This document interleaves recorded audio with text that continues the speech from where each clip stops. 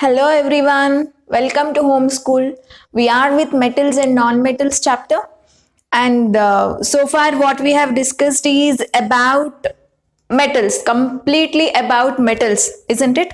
We discussed about metals reacting with oxygen, metals reacting with water, metals reacting with acids, and then the displacement reactions, isn't it? And later we went for metals reacting with non-metals. So whenever a metal reacts with a non-metal, we have seen the formation of ionic compounds. Okay, and we also discussed about the properties of ionic compounds also. So after all this, so far our discussion was only about metals. And now let us talk something about non-metals here. So you all know what do you mean by a non-metal?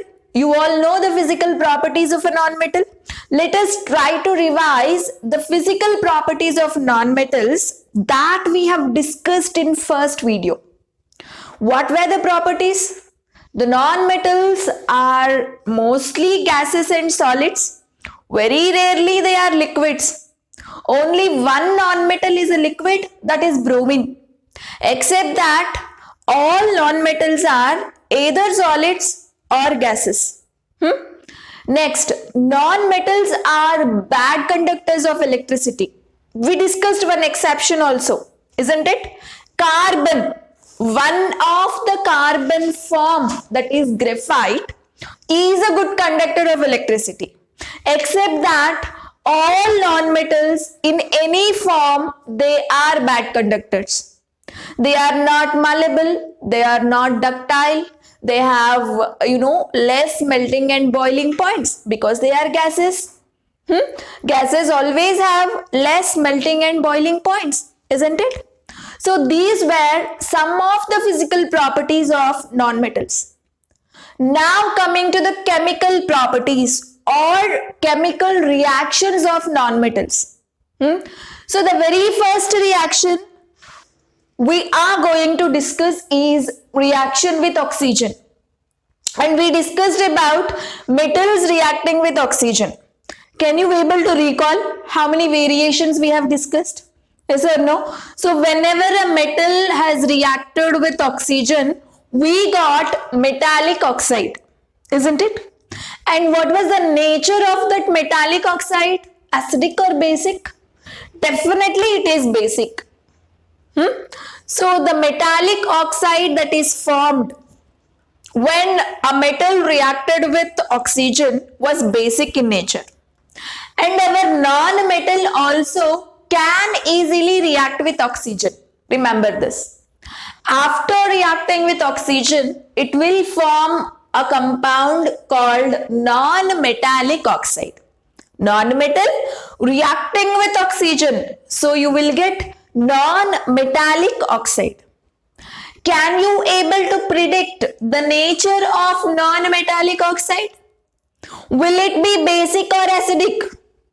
Those guys, that is metals, gave metallic oxide and the nature was basic. And these guys, that is non-metals, react with oxygen and they are giving non-metallic oxide, and the nature of this non-metallic oxide is acidic. Okay, remember this word. This is very, very, very important. The metallic oxides were basic, but the non-metallic oxides are always acidic in nature. Clear? Fine. And now let us see few examples. Okay. Say the best non-metals available in our nature is carbon, isn't it? So our carbon on reacting with oxygen, it will give you carbon dioxide. Okay. So this is our example number 1. Carbon reacting with oxygen giving a non-metallic oxide, carbon dioxide. It can give carbon monoxide also. If you have heated with less amount of oxygen, you will get carbon monoxide. And if you are heating with more amount of oxygen, you will get carbon dioxide. So both oxides are possible here with carbon. And the next example is, I'll take sulfur. This is our example 2. Sulfur can react with oxygen and it can give you sulfur dioxide. You know, these two are examples for non-metallic oxides. And what is their nature? They are acidic in nature. Okay?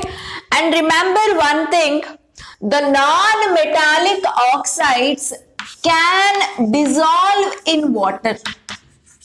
Can dissolve in water.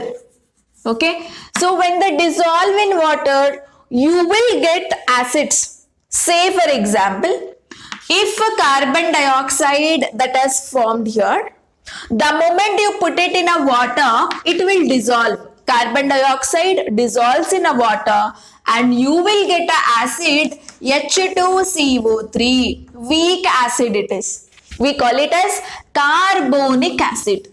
This acid is called carbonic acid. In a similar way, if sulfur trioxide, okay, say when you heat sulfur with more amount of oxygen, you can get sulfur trioxide also. Let me write the reaction. Sulfur, if it is reacting with excess in the sense more amount. Okay, so when you heat sulfur with excess amount of oxygen, instead of sulfur dioxide, you will get sulfur trioxide. And that particular sulfur trioxide can nicely dissolve in water. When this guy dissolves in a water, then the resulting solution, the formed solution is acid solution. Which acid it is? Sulfuric acid, H2SO4. So this is how non-metallic oxides can dissolve in water forming acids. Okay, so after dissolving in water, they will form acids. The solution will become acidic because acids are formed. Say in a similar way, our metallic oxides, we have already studied this, but still I am just revising you for a comparison sake. Okay, so metallic oxide on dissolving in water, what do you get? You will get bases. I had given you the reactions when I did a video on how metal reacted with oxygen. You can carefully observe there. I have written a reaction like sodium oxide. This is an example for metallic oxide. Sodium oxide is an example for metallic oxide. This guy can dissolve in water. When this guy dissolves in a water, you will get a base called NaOH. Yes, you all have studied the different examples of acids and bases in the previous chapter. Now you can able to tell which is an acid and which is a base, right? Say one more example I gave you, K2O. This is also a metallic oxide, metal in combination with oxygen, metallic oxide. When it can dissolve in a water, you know, you will get KOH. So this comparison is important, guys. So whenever a metallic oxide dissolves in a water, you will get bases. And whenever a non-metallic oxide dissolves in a water, you will get acids. You know, this point is very, very, very important to remember. Don't ever forget this. And try to remember, the nature of metallic oxide is basic in nature. We have already discussed. And the nature of non-metallic oxide is acidic in nature. And these guys, when dissolve in water, you get acids. And when metallic oxides dissolve in water, you get bases.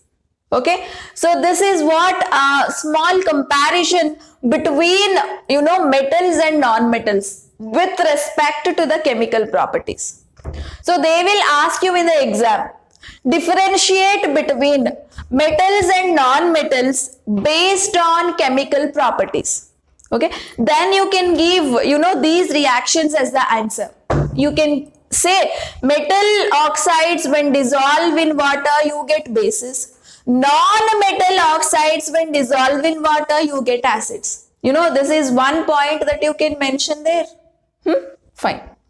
And this is how actually non-metal can react with oxygen and you get a non-metallic oxide, and this is the nature, and this is how these guys can dissolve in water giving acids. And now coming to the next reaction, non-metal reacting with water. And remember, non-metals do not react with water. Okay, say then what is these reactions? They are just dissolving, that's it. Dissolving is different, reaction is different. Don't ever forget this. And you know, dissolving, they are just dissolving and becoming into acidic solution, that's it here. It is not that these guys are actually reacting with water. Okay, and anyway, these are actually non-metallic oxides, but I am talking about the pure non-metals. Okay, the pure non-metals, they won't even dissolve in water and they won't even react with water. This is what you have to remember. And the third reaction, they do not react with acids also. Non-metals do not react with acids, whereas metals can react with acids. We studied that, and we get a hydrogen gas, isn't it? So that reaction and all cannot be shown by non-metals, remember. And non-metals do not show displacement reactions. Metals had shown displacement reaction, isn't it? The more reactive metal can remove, the less reactive metal it can occupy its position, you get some other solution. So displacement reactions you have observed, whereas in case of non-metals, you will never observe the displacement reaction. Remember this point. So these were the chemical properties of non-metals. They can only react with oxygen. They cannot react with water. They cannot react with acids, and they cannot show the displacement reaction. You know, these points you can remember when a question is asked like differentiate between metals and non-metals based on chemical properties. Okay, so you can write the answer and post it in a comment box. So the question is differentiate between metals and non-metals, metals and non-metals based on chemical properties, nothing but chemical reaction. So this is a do it yourself question. You can answer by yourself. In a similar way, you can able to differentiate between metal and non-metal based on physical properties also. Say starting video I have done it on physical properties, yes or no? So what points you can write? Metals are malleable, non-metals are not malleable, metals are ductile, non-metals are not ductile, metals are good conductors of electricity, non-metals are bad conductors of electricity. You know, they were physical properties. Similar way, chemical reactions of non-metals is different, metals is different, no? So those differences you have to write. And this is one of the important question for board examination point of view. So don't forget and try to write yourself. Fine. So this is all about the reactions of non-metals. Nothing more to discuss about this. Okay. This much is about one part of a chapter. Okay, so in this part, we have studied what was a metal, what was a non-metal, the physical properties of metals, physical properties of non-metals, chemical reactions or properties of metals, chemical reactions or properties of non-metals, how metals reacted with non-metal, you know, ionic compound formation. So this is one part of a chapter. So in the next video, we are going to the next part of a chapter where that is also very, very important for examination point of view, and that is about occurrence of metals. We all know most of the elements in our periodic table is metals, yes or no? And how do they present in our nature? Say we take sodium. In the first class, first video, I have shown a picture of sodium, a person cutting a sodium. So is the sodium available like that under earth crust? Yes. And the gold, the metal what we are wearing, is it available in that red color shiny rock under earth crust? Is the silver available in the form of a grey shiny solid under earth crust? No, they are available as something else under earth crust, and from them we are actually extracting these metals. Okay, so all these processes. So how a metal is present under earth, how it is available, how we can extract them, all these methods we are going to study in the next video. Till then, keep revising the chapter, and this is about one half of a chapter. Try to revise and get perfect with the concepts. So thank you. So if you like our video, please like it, share it, and subscribe our channel for more updates. Thank you.